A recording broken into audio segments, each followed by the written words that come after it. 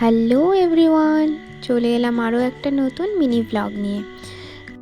গতকাল স্কুল শেষে ফেরার সময় আমি আর নিরুপমাদি একটু বাজারের দিকে চলে গেছিলাম কিছু খাবার নিতে, কারণ সুপারভাইজার দিদি আমাদেরকে কিছু কাজ দিয়েছিল যেগুলো আমরা নিরুপমাদির বাড়িতে বসে বসে দুজনে মিলে করব।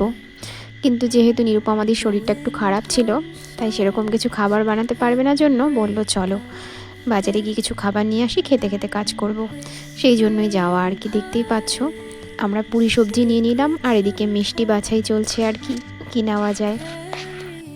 সো আমরা পুরি সবজি আর এদিকে সন্দেশ আর হচ্ছে লাল লাল রঙের একটা কি মিষ্টি জানি না, সেটা নিয়ে নিলাম।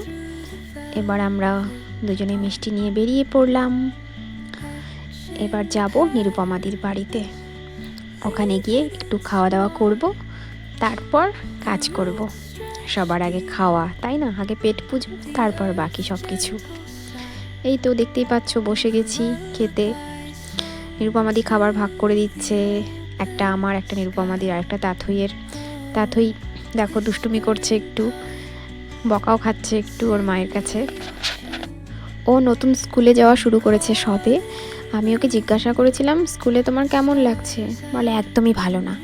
আমি বললাম ঠিক আছে, তাহলে তোমার স্কুলে আমি চলে যাব, আমার স্কুলে তুমি চলে যেও।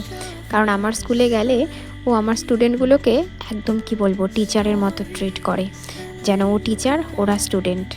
সবাইকে বকাঝকা করে, একটু ভয় দেখায়, তারপরে এটা কর ওটা কর এভাবে বলে। বেশ ভালোই ও মজা করে। আর বাকিরা আমাকে শুধু বলে ম্যাম ও কেন আমাদের সাথে এরকম করে, কেন চোখগুলো বড় বড় করছে। বেশ মজার একটা কাণ্ড হয়। মানে আমার স্টুডেন্টগুলো যদি ওকে কিছু দেয় ও সেটা নেবে না, আর যদি কোনো কিছু ওরা দিতে না চায় সেটাই ওর লাগবে। মানে কি বলবো, যা তা কাণ্ড হয়ে যায়, একদম মারামারির কাণ্ড একেবারে। এদিকে দেখো কাজ করতে বসে পড়লাম। আজকের মতো টাটা।